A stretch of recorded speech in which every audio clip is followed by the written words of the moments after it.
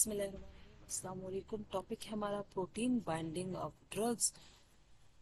जब भी हम लोग ड्रग लेते हैं तो वो जीआईटी से एब्जॉर्ब होती है, सिस्टमिक सर्कुलेशन में जाती है। सिस्टमिक सर्कुलेशन में अगर वो लिपोफिलिक ड्रग है तो वो प्रोटीन्स के साथ, एल्ब्यूमिन के साथ खुद को बाइंड करती है ताकि उसको टारगेट साइट पे लेके जाया जा सके। तो protein binding plays a crucial role in the PK properties of drugs, influencing their distribution, metabolism and excretion. तो प्रोटीन के साथ वो बाइंड होकर खुद को आहिस्ता आहिस्ता से वहां से रिलीज करके टिश्यूज की तरफ जाके अपना एक्शन शो करती है। तो प्रोटीन बाइंडिंग जो है वो नेसेसरी है, ये एक्ट एज अ रिजर्वायर ये काम करता है। प्रोटीन ड्रग जब इसके साथ बाइंड होती है तो वहां से स्लोली रिलीज होकर अपना इफेक्ट जो है वो शो करती है। प्रोटीन बाइंडिंग जो है वो थेरेप्यूटिक इफेक्टिवनेस और बायोअवेलेबिलिटी को अफेक्ट करती है। ड्रग्स जो ब्लड स्ट्रीम में दो फॉर्म में एक्ट पाई जाती है, बाउंड फॉर्म में, फ्री फॉर्म में। बाउंड फॉर्म में ये प्रोटीन के साथ बाइंड होती है और फ्री फॉर्म में ये फ्रीली पाई जाती है। Many drugs interact with plasma और टिश्यू प्रोटीन्स। कुछ ड्रग्स जो है वो प्लाज्मा में, ब्लड प्लाज्मा में प्रोटीन्स के साथ खुद को अटैच करती है। कुछ जो है वो जाके टिश्यूज में, अंदर सेल्स के अंदर प्रोटीन्स के साथ खुद को अटैच कर देती है। लाइक मेलानिन, डीएनए वगैरह के साथ कॉम्प्लेक्स बना लेती है। तो हम यहाँ पे देख सकते हैं कि ये हमारे पास एल्ब्यूमिन है, प्रोटीन है, जिसके साथ ये ग्रीन कलर का जो ड्रग है उसने खुद को बाइंड किया हुआ है। तो हमारे पास यहाँ पे फ्री ड्रग भी है और बाउंड फॉर्म में भी है। Irreversible drug protein binding. Irreversible drug protein binding is usually a result of chemical activation of the drug, which then attaches strongly to the protein or macromolecule by covalent bonding. Irreversible drug binding can lead to drug toxicity either over a long period, chemical carcinogenesis, or in a short time, drugs forming reactive intermediate. This can cause lasting damage to tissues and increase the risk of ADR of drugs that form reactive chemical intermediate. अगर drug जो वो irreversibly bind होती है through chemical covalent bond with proteins तो उससे toxicity के risk आ सकते हैं। हमारी जो प्रोटीन है वो डैमेज हो सकती है। तो ये क्यों इम्पोर्टेंट है? थेरेप्यूटिक इफेक्ट के लिए इम्पोर्टेंट है। Some drugs are design to irreversibly bind their targets. कुछ ड्रग्स जो है वो इरिवर्सिबली जो है एंजाइम के साथ बाइंड करती है, लाइक एस्पिरिन जो है वो कोक्स के साथ इरिवर्सिबली बाइंड करती है। टॉक्सिसिटी कैसे आती है? Sometime this irreversible binding lead to ATR. Example acetaminophen, अगर इसकी ओवरडोज हो जाए तो हमारे पास NAPQI जो है वो बाइंड टू लिवर प्रोटीन, जिसकी वजह से हेपेटिक सेल डेथ हो सकती है। एसिटामाइनोफेन का जो मेटाबोलाइट है वो NAPQI है जो कि लिवर के प्रोटीन के साथ बाइंड होके हेपेटिक सेल डेथ काज करती है। हम यहाँ पे देख सकते हैं कि हमारे पास फ्री फॉर्म में ड्रग पाई जाती है जो कि आती है एक्स्ट्रा सेलुलर टिश्यूज में और टिश्यूज के साथ खुद को बाइंड करती है। Reversible drug protein binding, most drugs bind to proteins reversibly through weak chemical bond like hydrogen bond और van der Waals forces. Protein amino acid provide binding site allowing the drug to attach and detach as needed. Example है इसकी reversible drug protein binding के warfarin which bind to albumin in the blood. This binding is weak and allows the drug to be gradually released, maintaining therapeutic effect while preventing sudden toxicity. तो warfarin जो है जब भी हम इसको वॉर्फिन को जब भी हम लेते हैं तो ये जाती है प्लाज्मा प्रोटीन के साथ खुद को बाइंड करती है, वहां से स्लोली जो है वो खुद को रिलीज करती है और टिश्यूज की तरफ जाके अपना इफेक्ट शो करती है। Reversible drug protein binding is of major interest in PK. The protein bound drug is a large complex that can't easily traverse cell or possibly even capillary membrane and therefore has a restricted distribution. The protein bound drug is usually pharmacologically inactive. In contrast, the free or unbound drugs cross cell membrane and is therapeutically active. तो यहाँ पे हम देख रहे हैं कि unbound drug, bound drug, bound drug से drug जो है वो अनबाउंड फॉर्म में जा रही है, उसके बाद क्या हो रहा है, ये टिश्यूज में जाके अपना इफेक्ट भी शो कर रही है रिसेप्टर्स पे एक्ट करके और मेटाबोलाइज भी हो रही है। तो अनबाउंड ड्रग जो है वो मेटाबोलाइज भी होती है और अपना इफेक्ट भी शो करती है, जबकि बाउंड ड्रग जो है ये एक्ट एज अ रिजर्वायर जो है वो काम करती है।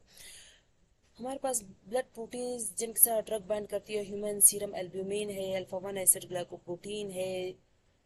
ज्यादातर ड्रग्स जो है एल्ब्यूमिन के साथ अटैच होती है। अल्फा 1 एसिड ग्लाइकोप्रोटीन के साथ basic drugs like imipramine, lidocaine, क्लोरोडीन अटैच होती हैं। लिपोप्रोटीन्स है, इनके साथ भी बेसिक ड्रग्स अटैच होती हैं। अल्फा 1 ग्लोब्यूलिन के साथ स्टेरॉइड्स लाइक कॉर्टिकोस्टेरोन, थायरोक्सिन वगैरह अटैच होती है। अल्फा 2 ग्लोब्यूलिन के साथ विटामिन ADE के अटैच होती हैं और हीमोग्लोबिन के साथ फिनोटोआइन, पेंटोबार्बिटल एंड फिनोथायजीन्स अटैच होती हैं। फैक्टर अफेक्टिंग प्रोटीन बाइंडिंग, कौन से फैक्टर्स जो कि प्रोटीन बाइंडिंग को अफेक्ट करती हैं?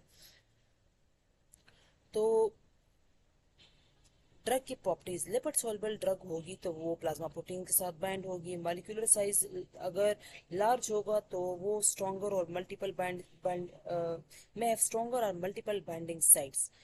अगर मॉलिक्यूलर साइज लार्ज होगा, लिपिड सॉल्युबल होगा, ionisation, ionised drugs often bind less tightly than unionised form. तो अनआयनाइज्ड फॉर्म जो है वो वीकली बाउंड होता है, अनआयनाइज्ड स्ट्रॉन्गली बाउंड होता है प्रोटीन्स के साथ। Plasma protein level, major binding protein for acidic drugs. Albumin जो है ये एसिडिक ड्रग्स के लिए है, इसके साथ ज्यादा एसिडिक ड्रग्स अटैच होती हैं। अल्फा 1 एसिड ग्लाइकोप्रोटीन के साथ बेसिक ड्रग्स अटैच होती हैं। लो प्रोटीन लेवल, अगर प्रोटीन का लेवल कम हो तो फ्री ड्रग हमारे पास ज्यादा होगा, बाउंड ड्रग कम होगा, जिसकी वजह से टॉक्सिसिटी हमारे पास जो है वो आ सकती है। Drug concentration, saturable binding at high drug level, protein binding sites can become saturated leading to a non linear increase in free drug. अगर ड्रग कंसंट्रेशन हम लोगों ने बहुत ज्यादा कर ली तो सारी साइड्स जो है वो प्रोटीन की फिल हो जाएंगी, जिसे हम लोग सेचुरेशन बोलते हैं। तो टॉक्सिसिटी हमारे पास आ सकती है, क्योंकि हमारे पास फ्री ड्रग जो है वो ड्रग फ्री फॉर्म में प्रेजेंट होगी, जो कि क्या करेगी, अपना टॉक्सिक इफेक्ट जो है वो शो करेगी। तो डोज अगर लो होगी तो वो प्रोटीन के साथ बाउंड हो जाएगी, फ्री ड्रग हमारे पास कम होगा, इफेक्ट माइल्ड होगा। डोज अगर ज्यादा थोड़ी मॉडरेट करेंगे तो बाउंड ड्रग और फ्री ड्रग हमारे पास मॉडरेट कंसंट्रेशन में पाई जाएगी और इफेक्ट जो है वो प्रिडिक्टेबल होगा। अगर हम लोगों ने डोज को हाई की, सेचुरेशन हो जाएगी, बाउंड ड्रग जो है वो ज्यादा हो जाएगा, फ्री ड्रग भी ज्यादा हो जाएगा, जिसकी वजह से टॉक्सिक इफेक्ट हमारे पास आ सकते हैं। Affinity of the drug for the protein, some drugs have a higher affinity and bind more tightly, strong binding is, कुछ ड्रग्स की एफिनिटी जो वो ज्यादा होती है टुवर्ड्स प्रोटीन। ये ड्रग की स्ट्रक्चर और प्रोटीन बाइंडिंग साइट पे डिपेंड करता है।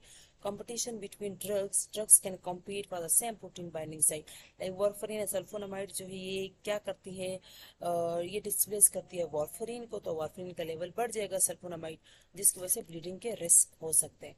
Pathological pathophysiological condition, liver disease albumin के कंसंट्रेशन को कम करेगा, तो फ्री प्रोटीन बाइंडिंग कम हो जाएगी एसिडिक ड्रग्स की, तो हमारे पास फ्री फॉर्म ज्यादा हो जाएगी, टॉक्सिसिटी हमारे पास आ सकता है। इस तरह रीनल फेल्योर में क्या होता है, यूरिया जो टॉक्सिन है, यूरेमिक टॉक्सिन, ये क्या करेगी, एल्ब्यूमिन से ड्रग्स को डिटेच करेगी, तो उससे भी टॉक्सिसिटी हो सकती है। इन्फ्लेमेशन की वजह से अल्फा 1 एसिड ग्लाइकोप्रोटीन ज्यादा हो जाएगा, तो बाइंडिंग ऑफ बेसिक ड्रग्स जो है वो ज्यादा हो जाएगा। Age and developmental stage, neonates, lower plasma protein level and immature binding, higher free drug level. तो न्यूनेट्स में प्लाज्मा प्रोटीन कम होता है तो उनमें फ्री ड्रग का लेवल ज्यादा होगा। एल्डर पेशेंट्स में भी प्रोटीन बाइंडिंग साइट जो वो चेंज हो जाती है न्यूट्रिशन और डिजीज की वजह से। जेनेटिक वेरिएशन, पॉलीमार्फिज्म हो जाए प्लाज्मा प्रोटीन में, इसकी वजह से ड्रग बाइंडिंग एफिनिटी चेंज हो सकती है। Polarity of a drug molecule, non polar lipophilic drugs हैं, हाई प्रोटीन बाइंडिंग होती है इनकी, स्ट्रॉन्गली ये बाइंड करती है to hydrophobic pockets on plasma proteins like albumin. जबकि हाइड्रोफिलिक ड्रग्स जो है इनकी प्रोटीन बाइंडिंग कम होती है, prefer to stay in plasma और एक्वस एनवायरनमेंट। जो लिपोफिलिक ड्रग्स होती है वो ही प्रोटीन के साथ बाइंड होती है, जबकि हाइड्रोफिलिक ये प्लाज्मा में ही खुद को डिसॉल्व कर सकती है। Effect of protein binding on the apparent volume of distribution, जब प्रोटीन बाइंडिंग ज्यादा होगी तो वॉल्यूम ऑफ डिस्ट्रीब्यूशन क्या होगा, कम होगा। The role of protein binding, अगर हाई प्लाज्मा प्रोटीन बाइंडिंग होगी तो वॉल्यूम ऑफ डिस्ट्रीब्यूशन कम होगा, लो प्लाज्मा प्रोटीन बाइंडिंग होगा तो वॉल्यूम ऑफ डिस्ट्रीब्यूशन ज्यादा होगा। टिश्यू, अगर हाई टिश्यू प्रोटीन बाइंडिंग होती तो क्या होगा, वॉल्यूम ऑफ डिस्ट्रीब्यूशन और भी ज्यादा होगा। वार्फरिन का प्रोटीन बाइंडिंग जो वो ज्यादा है, वॉल्यूम ऑफ डिस्ट्रीब्यूशन कम है, ये ज्यादातर प्लाज्मा में रहता है। डिजॉक्सिन का प्रोटीन बाइंडिंग कम है, वॉल्यूम ऑफ डिस्ट्रीब्यूशन ज्यादा है, तो ये टिश्यूज में ज्यादातर जाके बाइंड होता है। जेंटामाइसिन का भी कम है और वॉल्यूम ऑफ डिस्ट्रीब्यूशन इसका क्या है, कम है, तो ये ज्यादातर एक्स्ट्रा सेलुलर फ्लूइड में है, एक्स्ट्रा सेलुलर फ्लूइड में जाता है क्योंकि ये हाइड्रोफिलिक है। Ultimate drug concentration at the target site depends on which of these effect dominates in a specific patient or clinical scenario. So before adjusting doses or combining drugs, clinician must evaluate the implications of protein binding, especially in cases involving polypharmacy, liver or kidney disease, narrow therapeutic index drugs. Effect of displacement of drug from plasma protein or drug for PK. When a drug that is usually bound to plasma protein is displaced by another drug, its free concentration increases. This is important because only free drug is pharmacologically active, able to cross membrane, metabolize or eliminated. The ultimate drug concentration at the target site depends on which of these effect dominates in a specific patient clinical scenario. So before adjusting doses or combining drugs, clinician must evaluate the implications of protein binding, especially in cases involving polypharmacy liver और kidney. अच्छा, जब भी कोई drug दूसरी drug के साथ compete करती है तो दूसरी ड्रग का जो ड्रग लेवल है, प्लाज्मा लेवल, वो बढ़ जाएगा और वो जो फ्री ड्रग है वो टिश्यू साइड की तरफ मूव करेगा, वो ज्यादा एक्शन शो करेगा, जिस वजह से टॉक्सिसिटी के रिस्क होते हैं। For a drug that distribute into plasma and a given tissue in the body, the amount of drug bound may be found. Because drug may be bind to both plasma and tissue protein, the bound and unbound drug concentration must be considered. This steady-state unbound drug in plasma and tissues are in equilibration. This means the unbound drug in the plasma, the unbound drug in the tissue in terms of chemical potential. Kinetics of protein binding. The kinetics of reversible drug protein binding for a protein with one simple protein binding site can be described by the law of Morse action. D plus drug plus plasma protein gives us drug protein complex. K on show association binding rate constant, K off show dissociation binding rate constant. DP is drug protein complex. Association rate constant, dissociation rate constant at equilibrium rate on is equal to rate of equilibrium constant, dissociation constant KD is equal to K off by K on. KD means higher binding affinity, lower KD, अगर KD की value कम होगी इसका मतलब है binding affinity क्या होगी, ज्यादा होगी। Help determine binding strength and extent of protein binding. Fraction bound and unbound को हम कैसे कैलकुलेट करेंगे? Fraction bound unbound is equal to drug by drug plus drug product complex. Fraction bound is equal to drug product complex by divided by drug plus drug product complex. Only the unbound drug is pharmacologically active and can cross membrane bind to receptor undergo metabolism. तो हम लोग जो fraction bound और unbound drug को इस फार्मूले से calculate जो है कर सकते हैं। बॉन्ड टाइप अगर नॉन कोवेलेंट होगी तो क्या होगा? रिवर्सिबल बाइंडिंग में और इरिवर्सिबल बाइंडिंग में क्या होता है कि यहाँ पे बॉन्ड जो है नॉन कोवेलेंट होता है, यहाँ पे कोवेलेंट बॉन्ड होता है। यहाँ पे डायनेमिक इक्विलिब्रियम हमारे पास आता है और यहाँ पे डायनेमिक इक्विलिब्रियम नहीं आता। क्लिनिकल यूजेस ये कॉमन एंड प्रेफर है, जबकि ये रेयर है और टॉक्सिक है ज्यादातर। Pharmacological activity, only unbound drug is active, जबकि यहाँ पे bound drug is inactive. Risk of toxicity यहाँ पे कम है और इरिवर्सिबल बाइंडिंग में ज्यादा। Elimination of irreversible plasma protein bound drug. When drug is irreversible bound to plasma protein, it forms a covalent bond और very stable complex with the protein, making pharmacologically inactive and unable to be filtered or excreted by the kidney and liver in its bound form.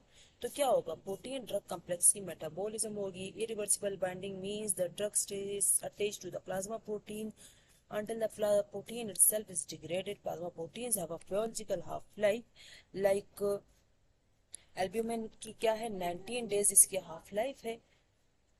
Once the protein is metabolized, the drug may be released and can then undergo further metabolism or excretion. तो metabolism कैसे होती है protein drug complex की? Protein की जब अपनी half life पूरी हो जाती है तो वो डिग्रेड हो जाता है आफ्टर 19 डेज, तो ड्रग फ्री फॉर्म में उसके बाद वो क्या हो जाएगी? एक्सक्रीट हो जाएगी। रेटिकुलो एंडोथेलियल सिस्टम की क्लियरेंस, लिवर और spleen can take up the protein drug complex. These organs are rich in macrophages that degrade the protein part, allowing the drug or its residues to be metabolized and eliminated. Excretion of degradation product. After degradation of the protein drug complex, the drug or its metabolite may be renally, biliary excreted or metabolized into non-toxic form before elimination. Example है हमारे पास, example of drugs or substance that may bind irreversibly to plasma proteins. Aspirin है, ये irreversibly acetylate करता है plasma proteins like albumin enzyme, especially COX enzyme को ये irreversibly acetylate करता है, but it can also bind to albumin. They contribute to longer effect even after the drug is cleared. Penicillin जो है ये irreversibly bind होता है albumin के साथ और क्या बनाता है? Penicilloyl protein complex. This can trigger allergic reaction, ये एलर्जिक रिएक्शन काज करता है। एसिटामाइनोफेन पैरासिटामोल, अगर इसकी ओवरडोज हो जाए तो इसका जो मेटाबोलाइट है ये इरिवर्सिबली हेपेटोसाइट्स के साथ बाउंड होके उसको डैमेज कर देता है। NaPQI क्या है? Acetyl para benzoquinone imine. Significance क्या है? प्रोटीन बाइंडिंग की rate of production of plasma. The plasma protein concentration is controlled by a number of variables. For rate of plasma drug production of plasma protein, rate of catabolism, amount of distribution, rate of elimination of plasma protein. तो हम लोग plasma proteins को कैसे binding को कैसे determine कर सकते हैं? By spectral techniques, gel filtration techniques, equilibrium dialysis, ultra filtration, UV visible IR और FTIR वगैरह से हम लोग ड्रग प्लाज्मा प्रोटीन बाइंडिंग को डिटरमाइन कर सकते हैं।